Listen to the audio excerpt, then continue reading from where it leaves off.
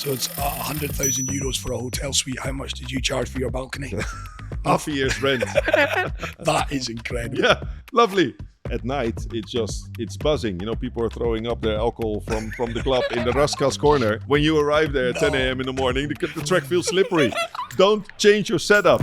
We are literally living in a Kimi Antonelli world. The fact that George in the lead up to this Grand Prix had started the mind games. This was Kimi's title to lose. Now, if you're going to play those mind games, you damn well better produce and deliver. And if it doesn't suit your driving style, George, make it happen. Make the car develop towards your driving style. That's basically what Max does. Toto Wolff has performance clauses because he waited a long time to sign George. And that performance clause is not being met at the moment, I think. Because if you're more than 60 points behind your teammate after 6 races... What about the story brewing at Ferrari? This past week, Charles Leclerc, new contract, and yet for the second successive race, it's the old veteran. I dug into it a little bit. It's a bit of a technical story that he... I love it, bring it. Okay, so... On the Pit Talk podcast, powered by Ithara, back yet again to look back on yet another incredible weekend of racing. You will see that we are back here at Milli Miglia, our spiritual home of the pod, and you will see that the man from Del Monte, Robert Doornbos, is alongside myself, Chris McCarty, today. Hey, normally we're in dark. Yeah. You're light to my shade. Light colours. Yeah, you are. It's because you're travelling today, isn't it? I'm travelling, yeah. We'll get to all of that. There's only one place to start, though. We are literally living in a Kimi Antonelli world. I feel like every single pod we do now is the Kimi Antonelli show, Robert. Yeah, but if we wouldn't do that, we wouldn't be true fans of the sport and true passionate about motor racing. I mean, this. And honestly, I was expecting after the Max Verstappen era, I'm not saying the era is over, but it will take another decade for a next super talent to show emerge. If you look at the podium yesterday, we have Lewis Hamilton, we have Kimi Antonelli. I mean, these guys are just unbelievable. Other ends of the scale. Yeah. Lewis in his 40s now. Only 19-year-old of Kimi. 19 years of age. And he's matching Lewis now on 5 consecutive wins in a season ever. Lewis has been doing this for 20 years. Kimi is only his 2nd season. I think yesterday was his 30th Grand Prix ever. And he's been extremely dominant. We'll unpack it all. I mean, poor George Russell. We've got to touch on him. But Monaco Grand Prix, there's always a lot of, not skepticism per se, but we're always a little nervous going into a Monaco Grand Prix because the processional nature, you worry what kind of spectacle you're going to get. Got to say it, the end to that race yesterday, the qualifying lap from Kimi probably made it a huge success this year. It's the biggest qualifying of the year. So everybody's waiting for that Saturday. If you're a driver, if you're a fan, the team boss, everybody's focusing on that lap in qualifying, and it didn't disappoint. Q3, in the last lap, Max just crossed the line, and then 400ths of a second later, it was Kimi who snatched pole, which is how it's supposed to be. But I never expected the Mercedes to be that good on this track. And Mercedes was maybe not that good. Kimi was extremely good, because if you look at George's pace all weekend, and in qualifying in particular, 4/10 off is a lot. In the biggest qualifying of the year, 4/10 is a hit on the head. Because, again, we've been accused a little bit of being a bit harsh on George. We only say it as we see it. 4/10 of a second in a qualifying lap. Given the fact, and we spoke about this off air, the fact that George in the lead up to this Grand Prix had started the mind games, talking already 5 races into the season, that this was Kimi's title to lose. Now, if you're going to play those mind games, you damn well better produce and deliver come race weekend. And I know he was unlucky, and I've got a little bit of sympathy for him, but he was nowhere near it. He was nowhere near Kimi. No, true. You have to back it up then with the results. And also the quote saying, this car might not suit my driving style, or it's Kimi's to lose, while Kimi said, how can I lose something which is not even mine? And it's only my 2nd season in F1. I have everything to gain. And if it doesn't suit your driving style, George, make it happen. Make the car develop towards your driving style. That's basically what Max does and all the greats in the team. If it doesn't suit them, the new regulations, they make them work for them. Because look at Max compared to the start of the season and now. He qualified in P2 on the front row in Monaco, which would have been, impossible with the car a few months ago. But now he made it work for him. So I don't feel his quotes are that strong. Yes, he was unlucky and a little bit put on the side with the team with the penalty. We'll get to that later maybe, but pure pace-wise, he was nowhere to be seen. And he said it. He said he was a bit bamboozled, I think was the quote, from that lap. I think Toto on the other side of the coin went, that lap from Kimi was unbelievable. Yeah. He is getting the most out of this. Kimi talking about the fact he felt at one with the car. Yeah, I'm not quite sure you've ever been... Well, have you ever been in the position, Robert, where you've been at one with a machine underneath you? No, but I can imagine. I had my qualifyings that I got out of the car, and I was like, okay, I extracted everything out of it. Hands are shaking, you're excited. I've also been in situations that you think, I try to find another few tenths, and you hit the wall. And that was the perfect balance that Kimi was walking on. He was on the limit, but he was never over the limit. He was always pushing the boundaries towards the grip levels of the track. The track is at its best at the last second of the qualifying, of course. The most amount of rubber is there. But then again, in the race, he was also from a different level. I've never seen anything like it with so little experience. The thing, and we touched on it a little bit on the last episode of the pod. I'm watching Kimi. It's almost like we're seeing it in real time. Yeah. A young boy turning into a man turning into a kind of pure racer. I don't want to say he's already headed for the Hall of Fame or anything like that. It's too early.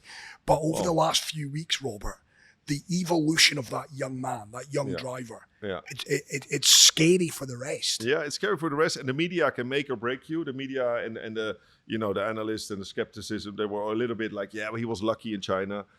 He got pure luck in Japan with the safety car. He won on all different types of circuits now. Eh? He won in Miami, semi-street circuit. He won in Japan, China, which Japan in particular is really big balls track.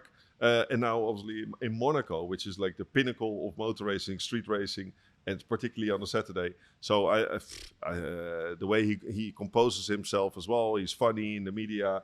He's the perfect story for Italy and for Mercedes. And for Toto Wolff, don't not forget. Yeah. Toto took a big risk with him, and it's paying off. Scary thing, after 2 laps, I think his lead was 2.9 seconds.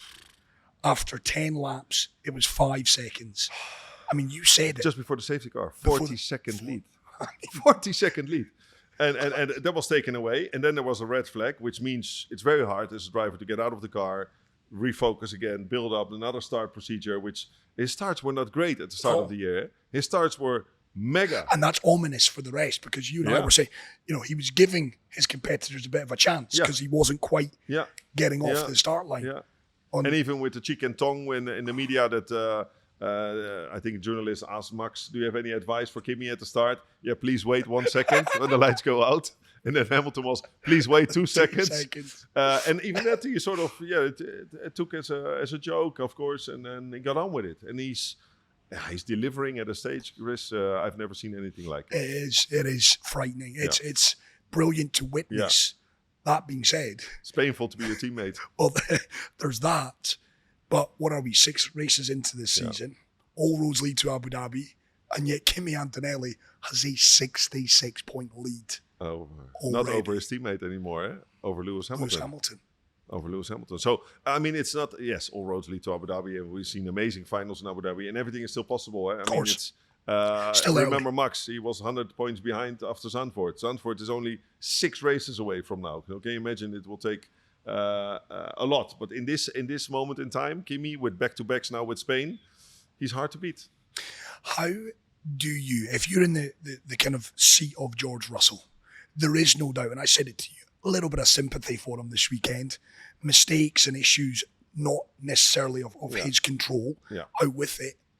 And yet he's now staring at 68 points behind his teammate. We know he's under the car that will go on and win the Drivers' Championship, most likely the Constructors' Championship as well. How do you wrestle that? How do you get out of that sticky patch? Because they often say, don't they, you make your own luck. Yeah, create your own luck. You have to get in a good vibe. You need to have your confidence, but your confidence got a big boost this weekend, of course, in Kimi's favor. And with George, he looks in the mirror and he thinks, 4 tenths, it's painful. The team boss Toto, I heard a quote that he said that my favorite 3 drivers are on the podium, or my favorite 3 drivers are here in qualifying. It was Max, it was Lewis, and it was Kimi. That's not great. That's not great. But it's all part of the game. And it's also some of the quotes from George after Australia backfired, where he said, if I was in F1, or in Mercedes a few years ago, I would have had a few titles. Yeah. So he sort of owned the titleship. No, you have to earn it. And it's a steep hill to climb, you know, but it's possible. If he finds a way that the car suits his driving style, or he finds a way that he can adjust his driving style. But let's not forget, there's hardly any testing in Formula One. You can drive on the simulator a lot, but there's no physical testing anymore. You go from race to race, which is good for us and good for the fans out there, because the gaps has been huge. But now at least we get into a nice rhythm, the European rhythm. Hard work for George. So what do you say if you're in George Russell's camp? If you're his manager, if you're his dad? Work hard. The hard work beats talent when talent doesn't work hard. And I'm not saying that Kimi doesn't work hard. I think he's working really hard. But the only thing you can do is just struck this weekend off, forget about it, and focus on the next. And make sure you keep your comments to yourself in the media. Be gentle. Yeah, be careful. Be careful how you maneuver. You can see, I mean, it was clear as day what he was trying to do, at least in my opinion. Yes, trying to get into his head. But then there's just an age gap, even with George already. Can you imagine? I think also the podium yesterday was obviously Isaac and Kimi. Isaac is 21, Kimi is 19. Both of them together, they are younger than Lewis. Lewis 41. He's on fire, Lewis. That is, I got a question for you. I always like to keep you on your toes. Kimi Antonelli, 19 years, 9 months, and 13 days, becoming the youngest winner of the Monaco Grand Prix. Whose record did he steal? The home hero, Charles Leclerc. No. Sebastian Vettel? No. Who was the youngest before before Kimi? And it was 3.5 years, the gap. So the previous youngest was 23 years, 4 months, and a number of days. Ooh, must be that. I'll give you a clue. He was on the podium. He was on the podium. Was it Lewis? So he took that title from Lewis as well. From Lewis. He's rewriting all the records and at that's the moment. My point. What we're seeing week to week is Kimi sticking his name. You have a Kimi F1 before Kimi and F1 post Kimi. Well, and that's why I hope, you know, from a kind of purist point of view, Robert, I do hope Red Bull continue to get a car under Max, because I think the travesty of yesterday, because Max hasn't been necessarily close to Kimi. We almost forgot to mention, he just got he stalled. Unbelievable qualifying lap from Max himself. Had Max got off that start line, having Max Verstappen, and listen, there's an argument to say after a few corners, Kimi would have been off regardless. Yeah. But having Max in your mirrors is a little bit different to anyone else. Yeah, it's different for everybody. But I think in your mirrors, that's the only place where you could be in Monaco. Because even Max, you wouldn't be able to overtake. I was expecting more, to be honest, with these cars being lighter, a bit smaller. But then again, there was no speed mode. So nowhere where they can really make a difference. So it was all about qualifying. But no, I think Kimi would have still won it, even if Max would be running in his mirrors. You said Max was actually relatively calm. Not straight away. There was a few expletives. Of course. Bleep, bleep, bleep, bleep. Yeah. bleep, bleep, bleep, bleep, bleep, bleep, bleep, bleep, bleep, bleep. And then afterwards, he was like a bit nonchalant. I mean, we all know it's part of motor racing. And considering, let's not forget, Red Bull is a privateer team. They're taking it up to the big time. The Ferraris, the Mercedes, they've been building engines for decades, for years, for centuries. And then there's Red Bull that decides, you know what, we're going to build our own powertrain. To have only reliability issues now, you know, you can't blame them. And I think Max understands this. It was only 500-meter walk to his house, so he was like, guys, I'm off. See, I watched the race from the balcony. It's part of the game, and he knows he's not fighting for the championship, but he was happy to see the progress from practice. That's particularly what Red Bull's good at. Throughout the weekend, during the weekend, they use their employees back in the office. They use their data. They use everything they can to make the car faster. And it worked. I love that. Off to the house he goes. I know Kimi did it one year famously, didn't he? Yeah. He crashed out. Kimi Raikkonen. Yeah, he went off. He went straight to the yacht. Ayrton Senna, famously leading by 60-plus seconds, crashed. Off home he went. Apartment. Yeah. And Dennis could never get hold of him. I could never do that because I always decided, my team always asked me, Rob, you stay at your house, you sleep at your house or not? Or, no, please book me a hotel room. Why? I said, I want to spend time with you guys. I rented out my balcony on the side. So if I would have crashed, I cannot go home because the house was taken by somebody else. I love that. I I made love the half a honesty. year's rent in one weekend. You make big money on that? Yeah, of course. Because you see them all on the balconies. Hey, I love all the secrets come out on the Pit Talk pod. Listen, Kimi Antonelli, we know, incredible. George, you've said it. He just needs to just blinkers on, continue working hard. Max, unfortunate, but it's Max. He'll bounce back. What about the story brewing at Ferrari? Because you and I were saying this, that this past week, Charles Leclerc, new contract. Yeah. And yet for the second successive race, it's the old veteran. Gets beaten. I think it helped that Kim was in the crowd. Of course. Kim, something. Was she there? Did you notice? She was there. She handpicked the race, and I think she got about was very happy. 20 minutes of airtime. I think she was there. But Lewis, give him his due. Obviously, he would have been disappointed in P3. He would have been hoping for a bit better from qualifying, but then to get a second place, and he's now second in the drivers' championship. Keeping up with the Hamiltons. Huh? Indeed. That's basically it. I mean, he's delivering. The car suits his driving style. He came from a disastrous debut season at Ferrari last year. We almost forget about it, but that was really terrible. And for him now to get back-to-back podiums, for him to be second in the World Championship, it's his 8th podium in Monaco. It's an all-time record. So the tracks seem to suit him well, of course. But, confidence is everything. And I think he had a great build-up to this weekend. Speaking of Kim, Martin Brundle, who's my hero when it comes. Legend. His grid walks are His legendary. grid walk. It's just his ability to just make situations really uncomfortable. But he seems to revel in them. And he's got that deadpan expression. Yeah. The Kim Kardashian. You could see her looking at this bloke thinking, I've got no clue who he is. Yeah. I normally charge big money to do interviews. I haven't charged you for this interview. And the whole bit, it's the way he just lingers. Yeah. The and then when he gets pushed by bodyguards, he's like, hey, don't push me. I'm almost famous. Now, full credit. Martin, you killed it again. Those pit walks are just phenomenal, those grid walks. They're amazing. That was Kim. She would have been happy. For Charles Leclerc, though. Yeah, it's not great to crash your car at the end of the race as well, in an unnecessary way. I dug into it a little bit. It's a bit of a technical story. I love it. Bring it. Okay, so there was brake issues at the Ferrari throughout the year. Then Charles was pushing and Lewis was pushing. I need better brakes. Then I can attack. Then I can attack the corners and have the confidence. Lewis chose for the new system this weekend. Even though it's Monaco, you need confidence on the brakes. And Charles was like, no, give me the old system. I'll keep the old system because I feel confident with this. Obviously, after the safety car, he couldn't warm them up properly and hit the wall. That's what he said. So honestly, a driver mistake in choosing the wrong brake system. And I think it shows that Lewis is still very hungry to get the success. Maybe the 8th world title will never come, but at least to win a Grand Prix this year, it's not far off.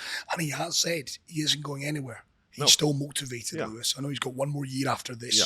I think he's got one more year in his Ferrari deal. Does he? Well, he signed initially a 2-year contract, but he might get an option if he gets, keep delivering. But with Charles getting his deal, and it's a bit strange, no money mentioned, no... No, they mentioned it's an extension to his current contract, so he gets 2030, 50 million a year. So he goes up from 30 to 50, so it's a 100 million deal contract extension. At least bring the car home in one piece, you would say, right?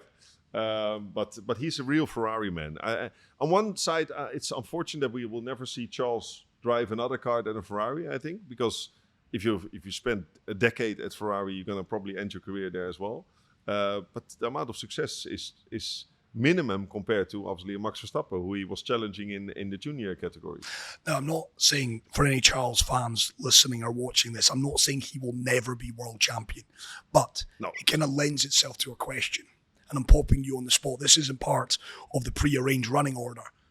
But with that in mind, if Charles is going to become a one-team man and spend his career with Ferrari, right now, yes, they've made a big step forward, but it's 2007, Kimi Räikkönen since they were last world champions. Who, in your opinion, and you can think about this over the rest of the podcast, is the greatest driver never to win a world championship? The greatest driver never to win a world championship?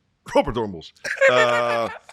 Let me think about this one. The greatest driver. Okay, I'll get back to you later. Have a think. Yeah. I know I've popped you on the spot. Yeah. Just because... No, but also, from a driver perspective, where would you like to go then? If you have a contract with Ferrari, go to another competitive car. Yeah, which one? Well, I guess for Charles, I can't help but think, we've talked about this a lot. We are, and openly admitted it, we love the Ferrari when it's doing well. Yeah. I think the sport is better when Ferrari, they're the Dallas Cowboys, they're the, dare I say it, the Man Uniteds.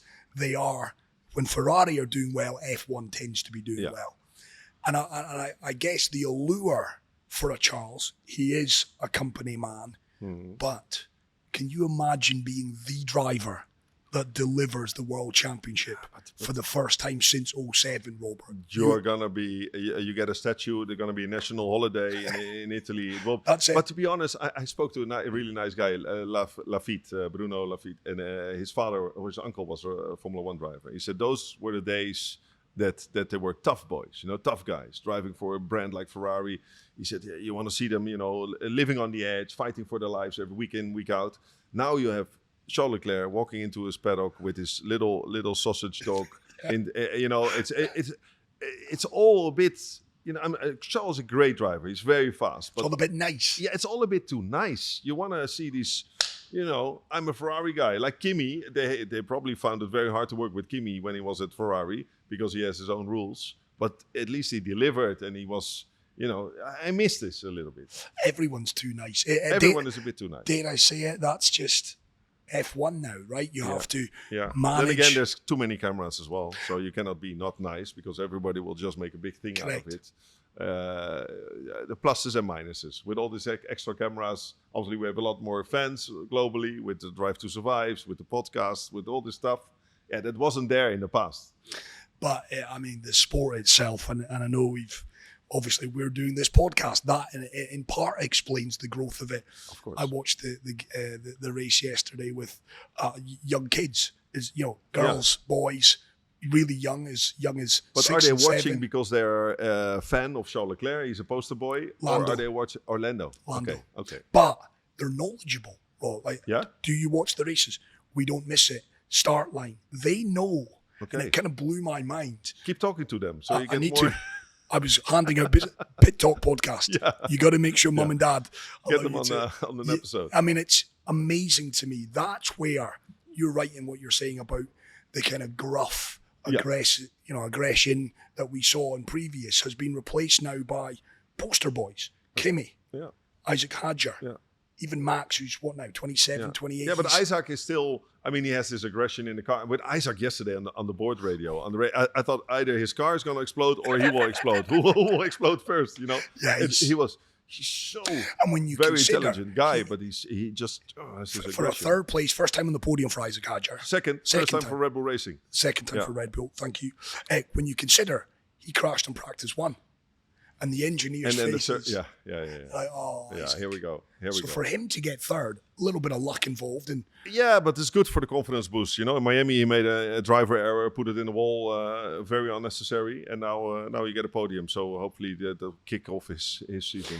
The other thing I'm excited about, Monaco, we say ta-ra to that, straight into the next race. Yeah, so we're not waiting 2 weeks, 3 weeks, 5 weeks as we've done this season. We waited too long, and I think it's nice to have a back-to-back and get into the European groove. Yeah.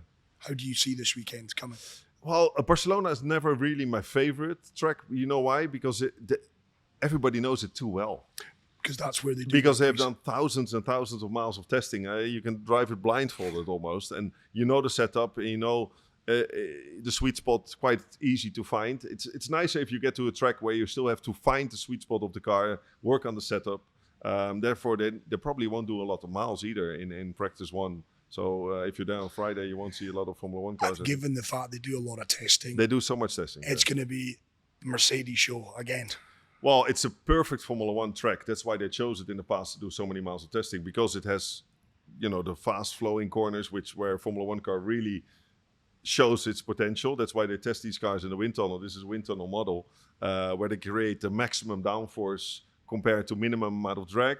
Well, then the car just sticks to the ground, which means they've experimented a little bit with aerodynamic parts in Monaco, but it's not really a Formula 1 track. So Barcelona will definitely suit Yeah, it will definitely suit. I think Red Bull as well. They will be fast. And what about the McLaren boys? By the way, talk about championship-winning car, the fastest car last year, and they're nowhere.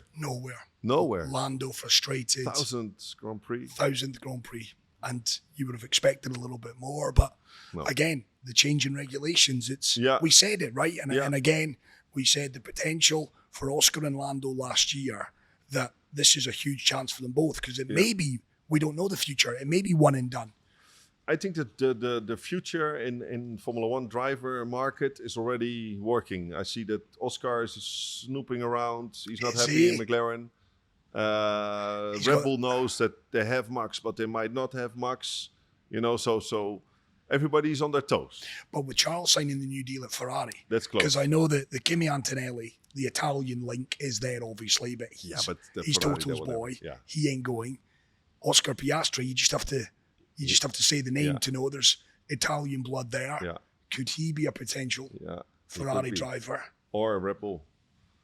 Keep an eye on that. Keep an eye on that, because Mark has good links with Red Bull, and I understand that Oscar is not that happy at McLaren, but you have to be cautious. If you start moving teams and you're always in the wrong spot at the wrong and that's happened. Time, that's happened to many drivers.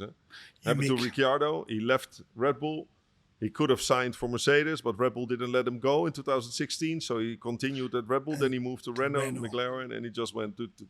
And even we've talked about it on previous podcasts. Fernando Alonso has been unfortunate with his career moves at certain times. Yeah.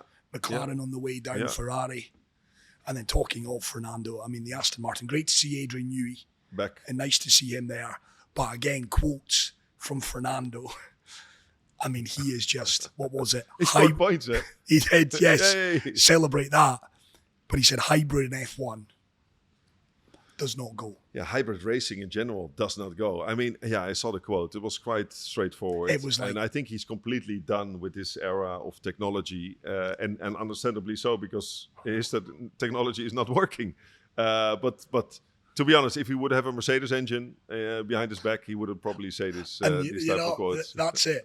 If you have a successful car, a quick car, you're not going to complain. You're certainly not going to do just that. Well, George is complaining. He has the fastest car at the moment. Well, that's the big one for me. I wonder, and Toto Wolff this week. And Toto Wolff has performance clauses, because he waited a long time to sign George, because they were talking to Max. So George was waiting. You remember, he was waiting, and why not? I want my contract and blah, blah, blah. Okay, you only get a 1-year deal with a performance clause. And that performance clause is not being met at the moment, I think. Because if you're more than 60 points behind your teammate after 6 races, that's not a great stat for him. So he also needs to start. And the pressure mounts. Like to your point, if there is performance clauses in the contract. For sure there are. And you're not performing, forget the championship. Yeah. The focus starts. Yeah. My future here. Where am I going? Oof. Where am I going? But who knows? But Kimi is not going anywhere. No, he's not. If anything, Kimi is getting better and better and better. And that he just moved house on his own. It's the first time he left his house. So he's left mum and dad. He left mum and dad. He's doing their own cleaning in the house. He doesn't even have a cleaning lady yet. I think he just made 10 million yesterday, probably winning the Grand Prix with bonuses and etc. And he's so still down to earth. And that's, I think, the most important factor for Toto and his family, his parents, to keep him grounded. Impossible. But he again, with the greatest of respects to Kimi, he is a man. Obviously, he's in F1. But it just looks like the 37-minute delay from the red flag to the restart. Yeah, of course. Just sat, relaxed, not a care in the world. No. He's going to jump back in that car. Yeah. And given the fact his starts haven't been good, you'd be forgiven for thinking, can we see the data again? Can I check again? 40 seconds, now it's back to a restart. Yeah, like this, no. And that shows that you're really in the zone. Really in the zone. Even Bono was asking, I heard, I was listening to the board radio, was telling him to cool down a little bit, because he was trying to go for fastest lap again. We've seen this in the past. It can also go wrong, right? You put it in the wall. No, you're good, Kimi. Just bring it home. Unbelievable. The performance gain he made in less than 12 months is just... it's scary. Scary. And he's now won 5 races. Your point you made at the start, only 30 races in F1. He's won 5 successively. Yeah. And in each of those races, he has markedly got better, more confident, more comfortable in who he is with the team and his standing now. It's going to take something pretty special. And he deserves the respect from guys like Max Verstappen, everybody in the paddock, a journalist, us, everybody. So there's no more talk like, lucky, no, he's there. And given the fact he's Italian, I think we've only had 2 Italian world champions in the past. Well, Ascari and... I'm testing you here. We're coming back. Click. I'm sure it's only 3. He'll be the third. He'll be the third. Third Italian. Yeah. To win, if he does go on to win it. If he does go on to win it. That's given the fact that Italy is... Well, he was the second Italian on pole position in Monaco. It was Jarno Trulli, I think, the last yes, time. It was. Was more than... was my days. Good knowledge, that. Was my days. So there we go. Yeah. I mean, that is... And talking Italy, I want to come to you a little bit, Rob, because, your F1 days are behind you. Yeah, no, not really. I'm here with you. Well, driving an F1 car, Yeah, making all those millions that you made, hence why you're wearing that clobber today. Those days are past, but I live vicariously through you these days, Rob. Okay. Because I'm always getting WhatsApp from you. I'm off traveling, I'm off to do this, I'm off to do that. Yeah. Where are you off to this week? Italy. To do what? To do a rally. Well, not this week. I'm off in a couple hours. I was about to say, and given where we are, there's a link. There's a link, because the name of this place, if you haven't visited, please come here, Dubai. Mille Miglia Gallery, but I'm doing the Mille Miglia Rally. It's 2,500 kilometers. From Milan, Brescia, Milan, to Rome and back to Milan in 4.5, 5 days. And I've been invited by Vredestein, together with Giancarlo Fisichella, also a former F1 driver. So we drive 2 classic cars from the 1950s, and we're not competitive all. Yes, I am. I'm going to kick your ass. And then, through Italy, and it's my first time, but they told me, everybody's telling me that Italy for that week is just, like this. Police says you can go flat out. There's no speed limit. If you're too slow through the villages, they come on, vai, forza, speed up. So everybody's really pushing, and I've seen the entry list. There are like some classic cars that are worth millions of pounds. So I spoke to the organization. They said, these guys are pushing. In the past, they had Jay Leno, which is like a talk show host in the US. He's obviously a legendary car collector. Loves his cars, yeah. Loves his cars. A 3 million pound Jaguar. He was going flat out, taking curbs, going sideways. It's just got to be nuts. So I will wear these Meta glasses, and I will try to film everything for you as well. And have you got a co-driver? I have a co-driver, which is a famous Dutch journalist, car journalist, and he makes the car shows. And we're just going all out. He's done it a few times. I have to ask. Yeah. The game plan here, Robert. Are you going to be foot down? Are you going to be... Flat. At least I want to finish in front of Giancarlo. That's that is amazing. On his home territory. And there'll be people asking, the car that you're driving? Yeah. What kind? Classic? Austin Healey, 1954. An Austin Healey. Yeah, it's a convertible, so I'll probably get my suntan out. It's in Italy. It's going to be hot and sweaty, but it's going to be fun. Yeah, and here's me thinking the Austin Healey was a former England rugby player. But here you are in one, which sounds wrong in a lot of ways. I am so jealous of that.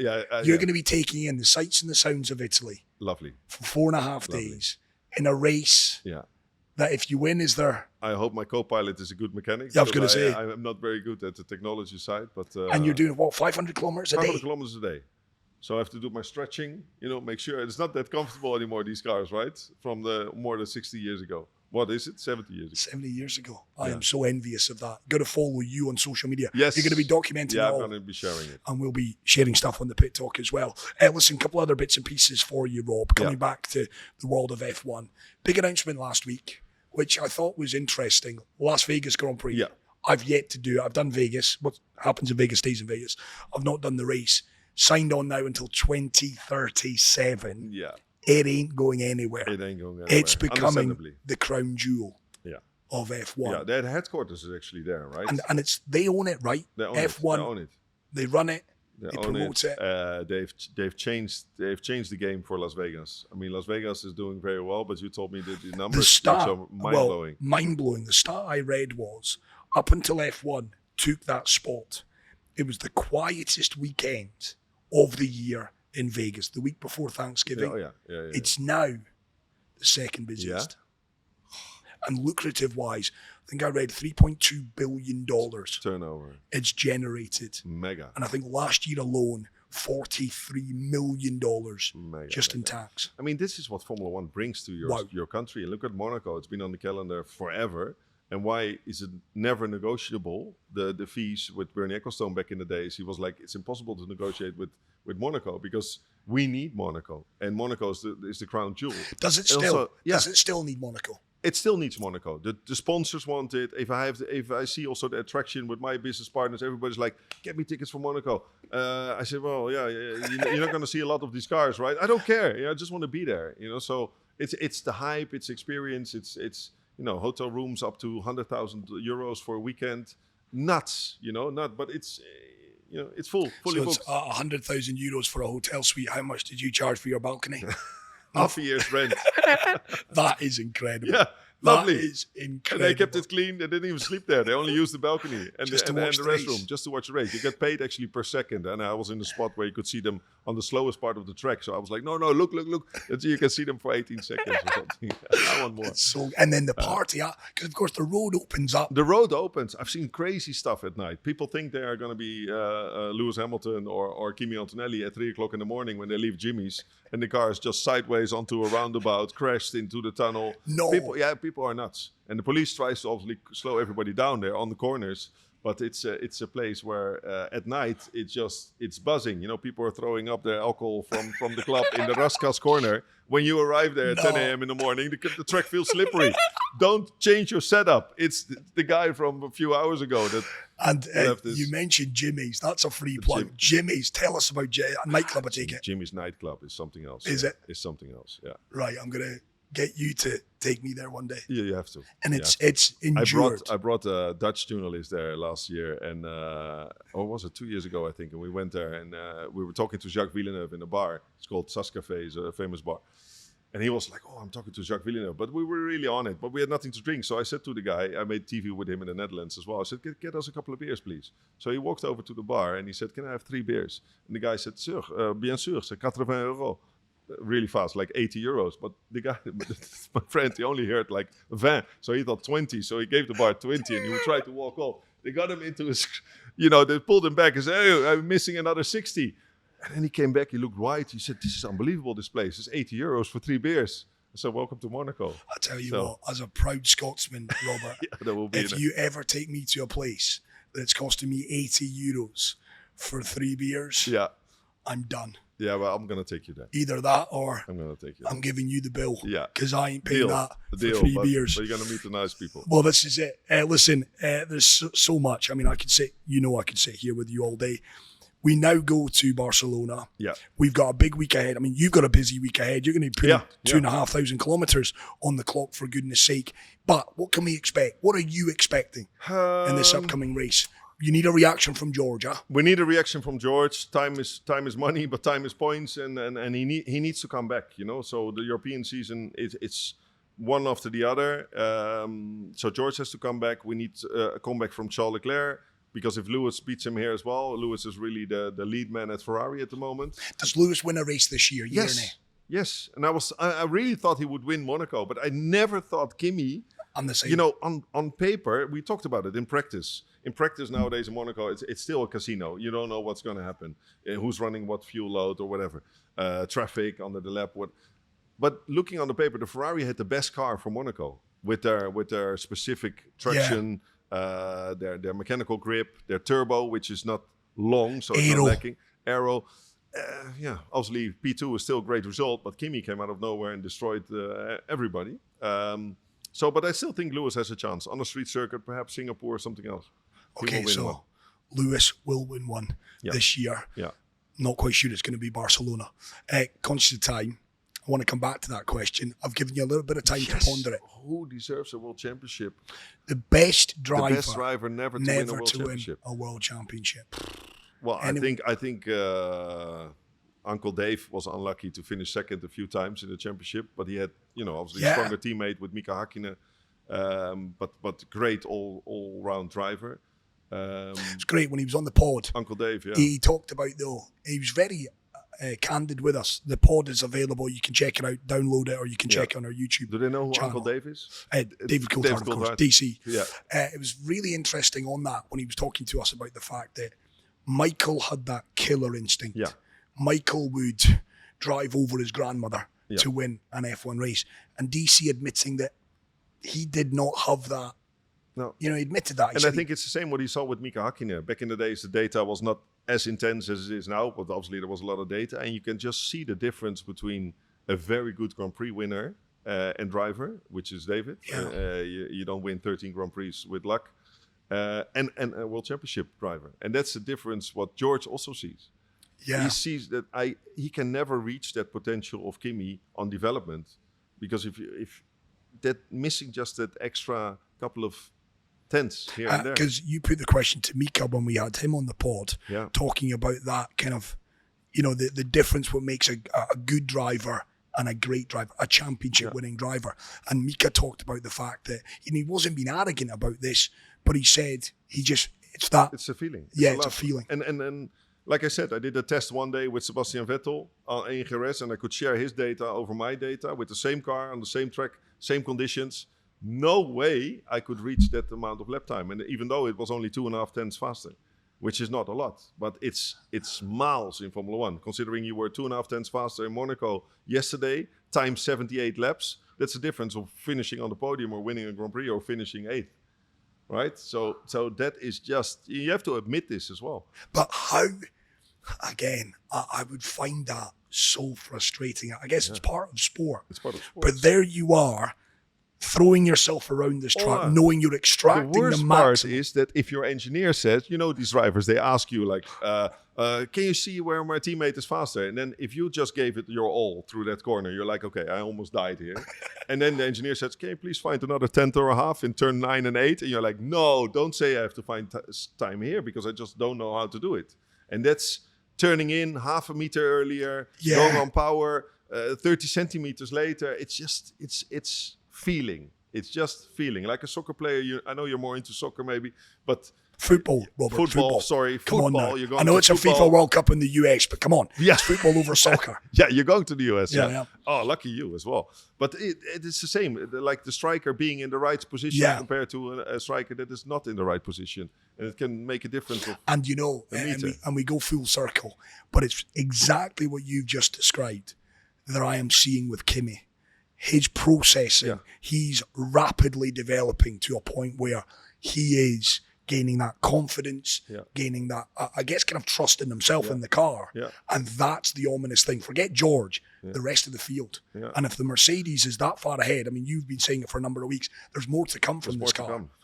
I mean, we could be talking about Kimi, this being the Kimi. I mean, I know it's early, it's only 5 races, but... No, but he's shown enough already. I mean, he's shown that he's the shit. He's the man. I love it. He is the SHIT. He is. There's no doubt about it. And going to Barcelona, it's going to be fantastic viewing. You're predicting a Mercedes win? Yeah, I'm predicting a Mercedes win. Yeah, me too. Right, we're going to be back, of course, to look back on it all. We're going to do so. I'm going to be in the States. Fantastic. What are the first football matches you're going to watch? Well, my first game is France-Senegal. Okay. At the MetLife Stadium in New Jersey. Okay. So that is the host venue for the final. I'm really intrigued. I've heard not so much good stories about the surface. So I'm intrigued by that. I'm down in New Jersey. I've got Scotland, Morocco. I've got Sweden, Netherlands and Houston.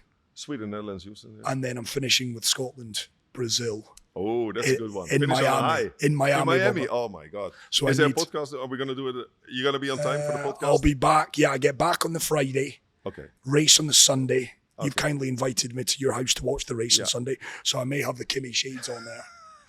And then, of course, we're back. I get you a beer. Yeah, and then we're back to do the podcast. Fantastic. So Barcelona, the podcast, I'll be remote. Are you going to be here or are you going to be remote? I think I'm going to be here. I love You're going to be here. Emilia. Yeah. Okay, so you're looking after the place in my absence. We'll be reflecting on the Barcelona Grand Prix, of course, and then bits and pieces otherwise. In Thara, all roads do lead all to roads Abu Dhabi. But let's not forget, thank our followers, thank our fans. Of course. I mean, we had some great numbers the last couple of podcasts. Thank you guys, even though there's been very inconsistent races and timings, and so we appreciate it. But we have something cool, right? Yeah, some we do indeed. giveaways. AbuDhabiGP.com. That's where you can get your tickets. I say it every single podcast for the Etihad Airways Abu Dhabi Grand Prix, but we've also got 4 tickets to give away as well. Yeah. So you got to comment, you got to get involved. Do check us out as well on the social medias. Pit Talk Pod is where you'll find us on Instagram, on X as well. Robert's very active. I need to do more on that front, but we're steadily getting there. And I tell you what, your quotes recently, Robert, They've been helping out the Dutch journalists. Pushing. Yeah. We are pushing. You've Pushing. been flying. Keep pushing. People tune in for you, not me. Right, the Pit Talk podcast, powered by the good folk at Ethara. We will be back to look back on the Barcelona, the Catalunya Grand Prix, and to find out how you got on against Giancarlo Fisichella in the Mille Miglia. Hopefully keep all the wheels on. Do it for the pod. Do it for the pod. Check out this man on Sideways, social media. sideways, Yeah, I was going to say, win it for us. Yeah. Bring back that trophy, Robert. Right, well done to Kimi Antonelli. I said it at the start of this pod. It is Kimi's world, and right now, we're all just living in it. Yeah. We're living in it. No doubt about it.